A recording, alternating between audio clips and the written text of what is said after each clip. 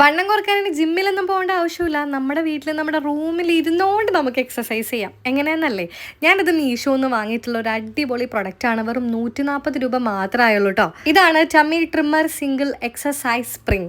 Yes, ഈ ഒരു സംഭവത്തിൽ നമ്മൾ കാലിടുക, എന്നിട്ട് ഇരുന്നുകൊണ്ടോ കിടന്നുകൊണ്ടൊക്കെ ഈസി ആയിട്ട് എക്സസൈസ് ചെയ്യാം. ആൻഡ് ഇതിൻ്റെ റേറ്റ് വരുന്നത് വെറും 140 രൂപയാണ്.